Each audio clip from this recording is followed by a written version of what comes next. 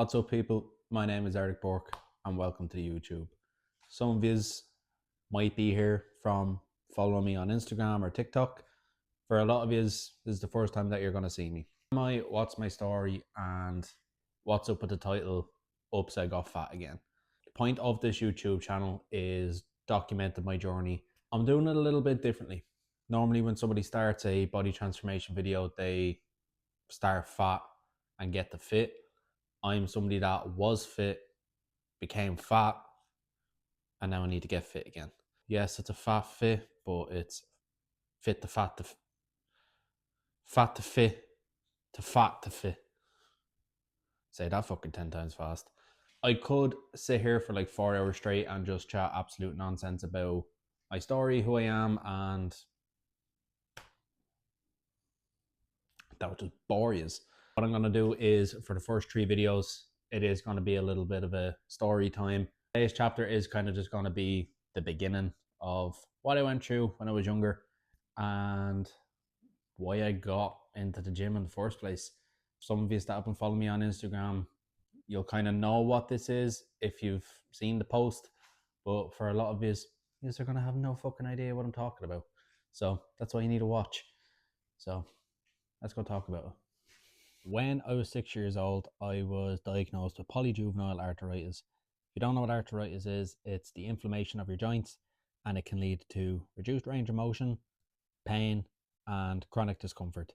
Poly means that it was in multiple joints. No exaggeration.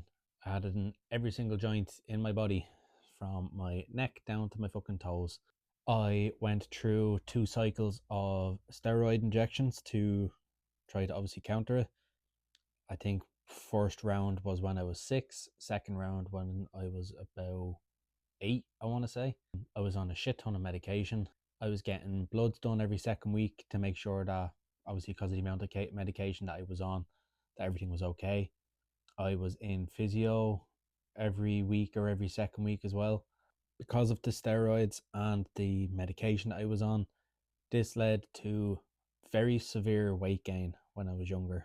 The medication made me hungry. It was kind of like a fucking appetite enhancer. I could eat an adult's portion of dinner and I'd still be hungry. Due to the arthritis, I found it very hard to do physical activity. As you can imagine, my joints were so stiff that everything that I done caused me pain, especially living in Ireland when I get into the winter times. It was just awful. I'm sure there's videos somewhere that my parents have of me just walking down the road crying, and it's not from doing any physical activity. It's literally just walking, and my ankles and knees would just be in so much pain. It would cause me to cry. Being a fat child, you kind of expect what comes with that. You get picked on a bit because of the size, and then with the arthritis paired with that, being in a school that everybody that you go around with is active and you can't be active, that also comes with, we'll call it a little bit of a a little bit of a slagging. When I was in primary school, I made a term the reject team to try to help me cope with the fact that I was never picked to be on the starting team for football. And it wasn't to lack of trying. Like, I was out every single break time kicking ball with my friends, but I just couldn't keep up. I'd sign up to football teams outside of school and it would last 3 to 4 weeks and I'd have to stop. Just, my body was just too sore. Being from Ireland, even in your friend group, you can expect a level of the piss being ripped out of you. No matter what it is, your best friend for your whole fucking life can still rip the piss out of you as if you're like their worst enemy. You just kind of grow up with it. You just kind of expect it. You grow like a thick skin because you know it is only a joke. When it's your whole entire fucking childhood, not that I took it to heart back then or that I take it to heart now, because again, we were all kids. You don't expect it to have an impact on you until you're older and you look back at what it is that you went through and you're like, yeah, shit, like maybe that did kind of have an effect on what led to future decisions in life. That was my entire childhood from the age of 6 to 12. See, being older now, I can look back on it and I can talk about my feelings of it, that it's like your body betrays you. in a way. To me, it was just my normal life. But then I go out to play with my friends from school, or I play with my friends in the housing estate, and you just can't do what everybody else is doing. Hide and seek, I'd be the first person out, or if we're playing tip the can, I'd be the first person out because I couldn't run quick enough to free myself. We'd play a game called Beat the Letter. Some of you might know what that is. I was an easy target for that, obviously, so I was always the first out on that. Outside of school was way worse than inside of school because the people that I was in school with were obviously friends. And although I had one or two friends outside of school within the housing estate, everybody else just see me as like the fat lad that couldn't do anything. I was picked on, I was called names, I was an easy target to try to start fights with, and I couldn't even defend myself. Like, I couldn't make a fist like that until I was probably 13 or 14. Like, my fist wouldn't go past like maybe a cupped hand. It was pathetic. Look, as I said, I am not going to sit here for like 4 hours straight and give my whole fucking backstory because it will just bore you. This section will be just that, from 6 to 12, growing up with arthritis. Talk about the teen years then in the next video. I am going to get a meal in and get ready to go to the gym. Today is upper, so it's going to be a fun session. So I'll see you in the gym. Okay, so as I said in the gaff, today is an upper body day today. Not going to run through the split or anything like that. I'm just kind of going through what it is that I'm doing. I've always had an issue with like my rhomboids and my lower traps, so I've been able to like target them and shit. So I've only kind of recently, after taking some time off of training, I figured out how to fucking use them. So that's what we're going to start off with.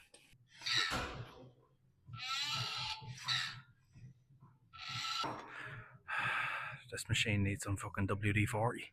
Okay, so our next movement after our row is going to be our titty fly. When it comes to programming, the best advice I can give you is structure around the muscle groups you feel are the weakest, both aesthetically and strength-wise. So for instance, today I'm doing upper body. Back is my weak point, so a back movement is going to be my first exercise instead of a chest movement.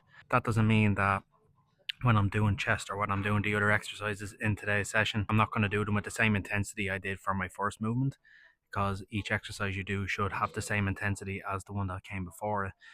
You're obviously going to be the freshest doing your first movement compared to your last. So my first movement is going to be a body part that I feel like needs more emphasis.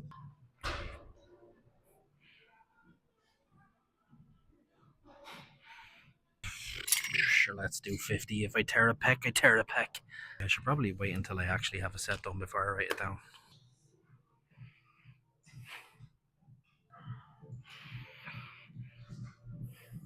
Side delts was always something that you just spam and kind of hope that it grows. I could never actually feel them up until recently.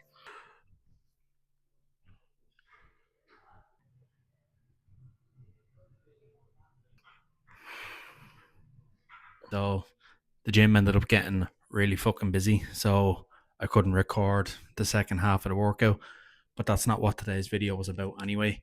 I will get into more training focused videos talking about my split and diet, etc.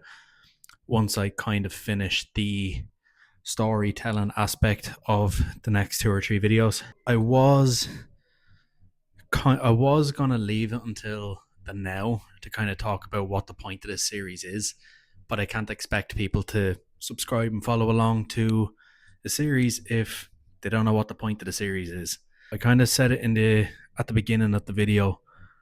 My journey started as a fat child, and then I got really fit, and then circumstances unfolded which will be talked about in the kind of the now period of the video, which has led to this series of, as you could see from the pump, I'm fat again. And right now I'm in a journey of rebuilding myself, going from fat to fit once again. That's what I want to document. I want to show the people that your training journey isn't always linear. It's not always going to be smooth sailing. There is going to be ups and downs. There's going to be periods of you feeling great about yourself. There's going to be periods of you feeling shit about yourself. The whole point of training is self-improvement. Self-improvement is supposed to be a fun journey, and it's supposed to be a journey where you learn to kind of love yourself again, which is what I'm doing now. So follow along for more videos, because this is only the fucking start.